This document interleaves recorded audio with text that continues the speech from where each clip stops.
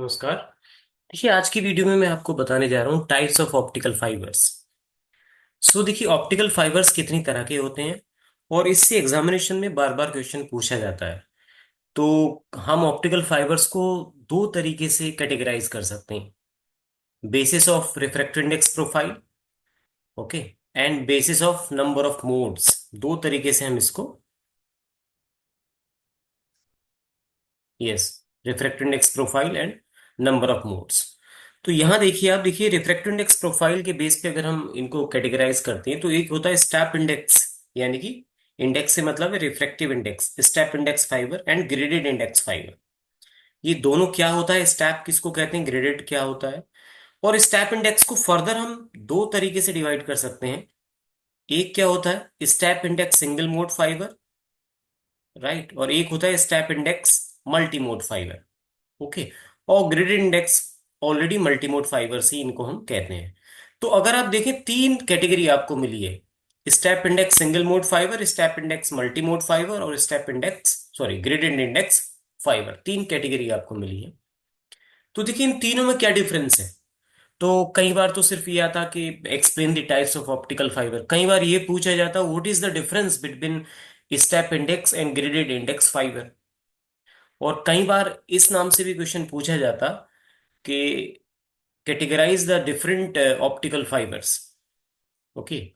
उन सबका आंसर एक ही है। हमने, आपसे कोई भी सवाल पूछा जाए, कोई भी क्वेश्चंस आपसे पूछा जाए, आपका आंसर होना चाहिए, आप इस तरीके से रिप्लाई करेंगे।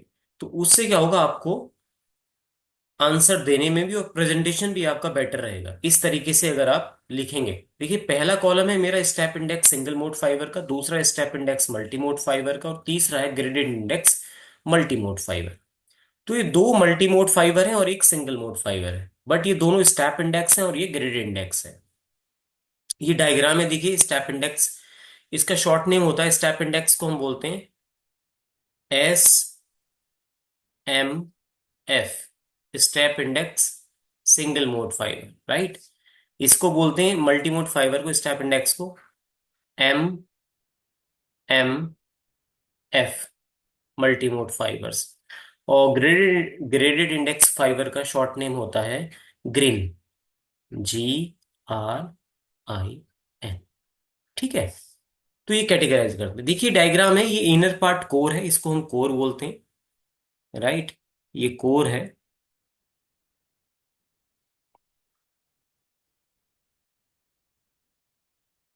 कोर का रिफ्रैक्टिव इंडेक्स N1 है और ये क्लैडिंग है। ओके।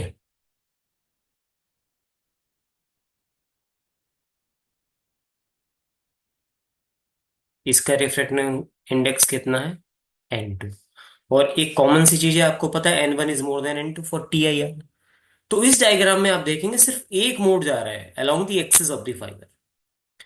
और मैंने कहा था इसको स्टेप इंडेक्स क्यों बोलते हैं, ये भी देखिए, आप देखिए, अगर इसका रिफ्रैक्टिव इंडेक्स प्रोफाइल देखें, ये डायमीटर है कोर का, राइट, ये कोर का डायमीटर है, आप यहां से यहां तक। और ये क्लैडिंग का डायमीटर है यहां से और यहां तक।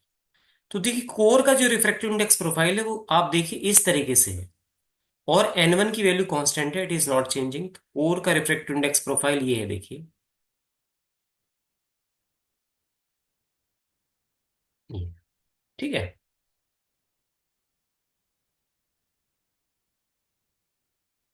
ये कोर का रिफ्रैक्टिव इंडेक्स प्रोफाइल है। और क्लैडिंग का कहाँ है, देखिए क्लैडिंग का ये है रिफ्रैक्टिव इंडेक्स प्रोफाइल, ये है।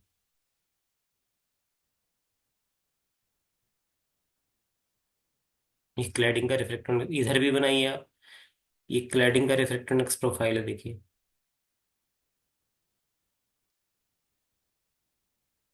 अगर मैं इनको कनेक्ट कर देता हूँ तो ये देखिए,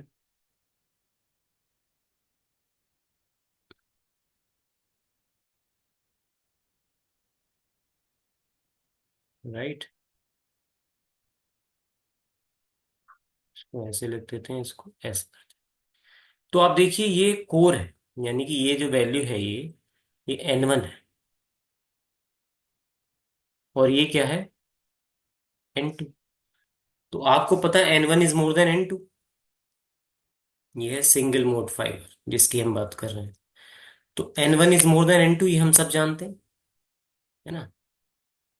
N1 N2 से बड़ा ही होगा, क्योंकि TIR जो जितना भी कम्युनिकेशन होता है देखिए ऑप्टिकल फाइबर में, it is based on total internal reflection. और TIR कब होगा, जब N1 N2 से बड़ा होगा। हम चाहते हैं हमारा सिग्नल कोर के अंदर ही रहे, कभी भी क्लैडिंग में ना जाए। तो ये देखिए आपका इसका जो रिफ्रैक्टिव इंडेक्स आप देख रहे हैं, जो N1 है, ये कोर का N1 है रिफ्रैक्टिव इंडेक्स। फिर जैसे ही आप क्लैडिंग की इंटरफेस पे आते हैं, कोर और क्लैडिंग के, यानी कि इस बाउंड्री पे आते हैं, ये अब्रप्टली चेंज होता है देखिए, N2। ग्रेजुअली चेंज नहीं, अब्रप्टली चेंज है, तो स्टेप की फॉर्म में है, इसीलिए इसको हम बोलते हैं स्टेप इंडेक्स। ये किसके बराबर है देखिए, ये जो डिस्टेंस है अगर आप देखें, ये 2R है नहीं, 2R के, ये कोर का 2R है, ये वो किसका है, क्लैडिंग का 2R है। और इधर क्या है, इधर एक्स एक्सिस पे रिफ्रैक्टिव इंडेक्स। तो इस तरीके से इसका ये रिफ्रैक्टिव इंडेक्स प्रोफाइल है। इसी तरीके से आप मल्टी मोड फाइबर का भी रिफ्रैक्टिव इंडेक्स प्रोफाइल ड्रॉ कर सकते हैं। ये देखिए, बड़ा सिंपल है, पहले इसका ये बना लेते हैं हम।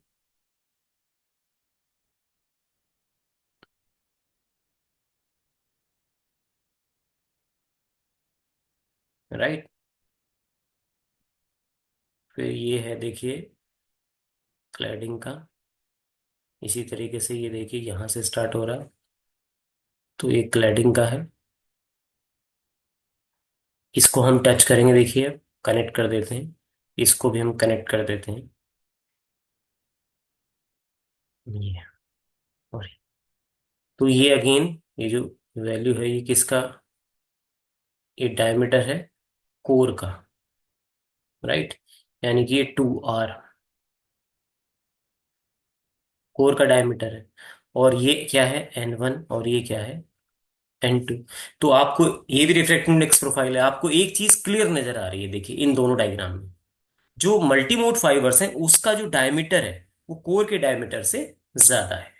सेम अगर आप यहाँ ये ग्रेडेड इंडेक्स फाइबर का डायग्राम अगर आप देखेंगे, तो ग्रेडेड इंडेक्स फाइबर में देखिए क्या है, जो रिफ्रैक्टिव इंडेक्स प्रोफाइल है कोर का, ओके। अब देखिए थोड़ा थोड़ा डिफरेंस हम तीनों में जानते हैं, ताकि आपको मैं यहाँ रिफ्रैक्टिव इंडेक्स प्रोफाइल पे लेके आऊं। Signal is propagated only in single mode, जैसा कि इसके नाम से भी पता लग रहा है कि सिग्नल का जो ट्रांसमिशन होता है सिर्फ एक मोड में होता है। और जो रिफ्रैक्टिव इंडेक्स होता है कोर का, that is N1, it remains constant. आप इस कोर के अंदर कहीं पे भी चेक करेंगे, तो N1 की वैल्यू अगर 1.5 है तो 1.5 ही रहेगी। मल्टी मोड फाइबर्स में क्या होता है, signals are propagated in multi modes, यानी कि मोर देन वन मोड में आप सिग्नल्स को से भेज सकते हैं, ट्रांसमिट कर सकते हैं। और यहाँ पे भी जो रिफ्रैक्टिव इंडेक्स प्रोफाइल है कोर का, it remains constant, it is not changing, यानी कि N1 कांस्टेंट है।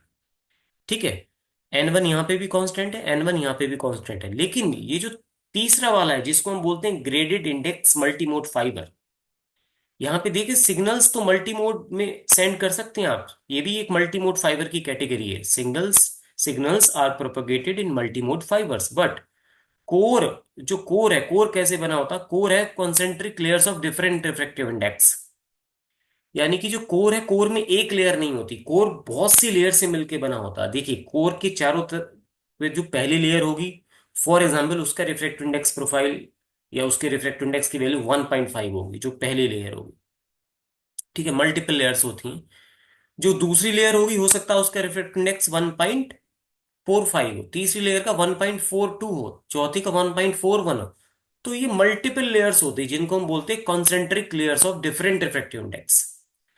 और रिफ्रैक्टिव इंडेक्स की जो वेरी करता है, इस तरीके से वेरी करता है, जो कोर का सेंटर होता है, सेंटर पे रिफ्रैक्टिव इंडेक्स की वैल्यू मैक्सिमम होती है, और ये फिर कम होती चली जाती है towards cladding, core cladding interface. और मिनिमम कहाँ पे होती है, ये क्लैडिंग और कोर के इंटरफेस, यानी कि यहाँ पे मिनिमम होती है। बट फिर भी क्लैडिंग का जो रिफ्रैक्टिव इंडेक्स है N2, उससे ये वैल्यू N1 की हमेशा ज्यादा ही रहेगी।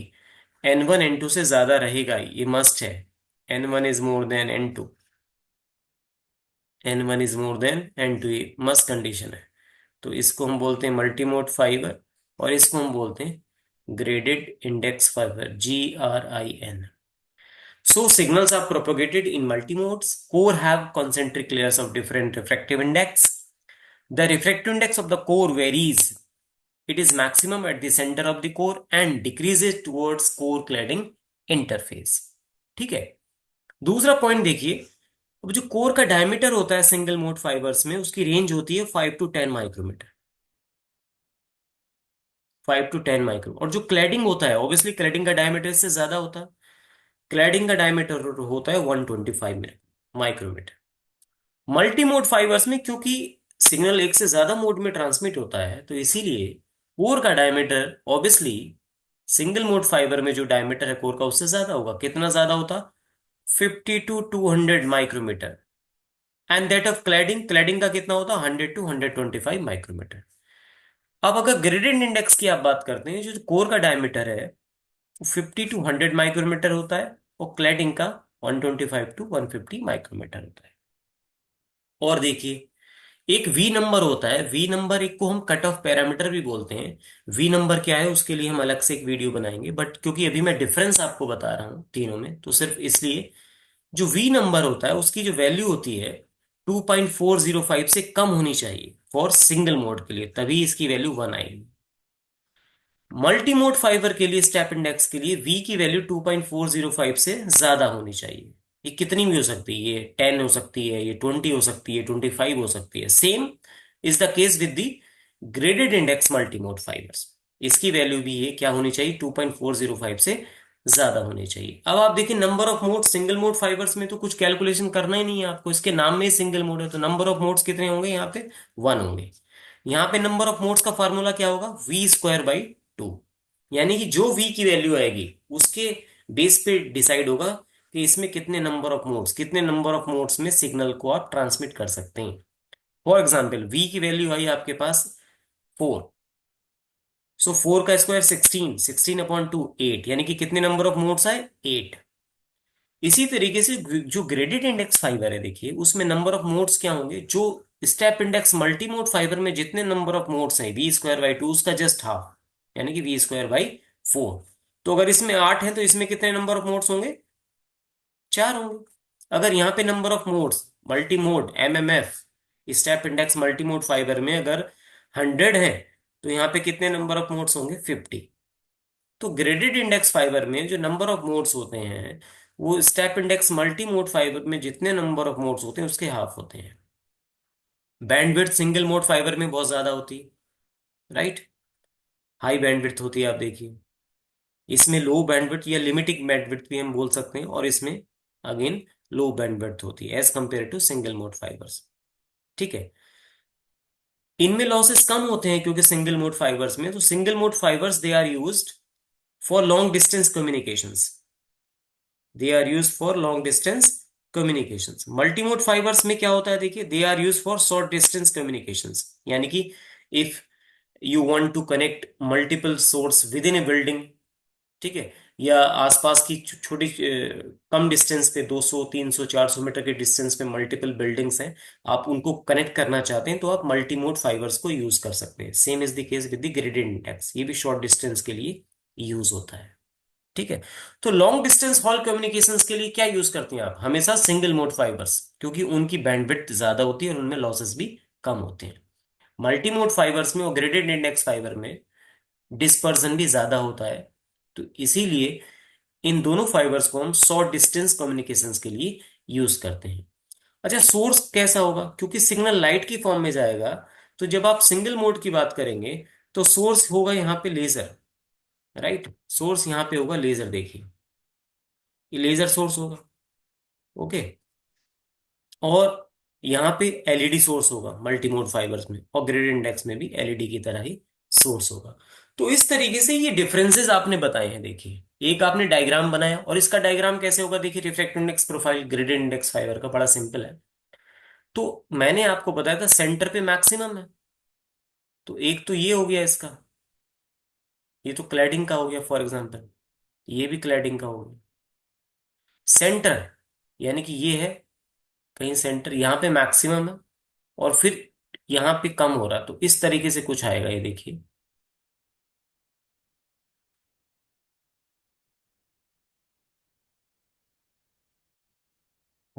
इस तरह से है।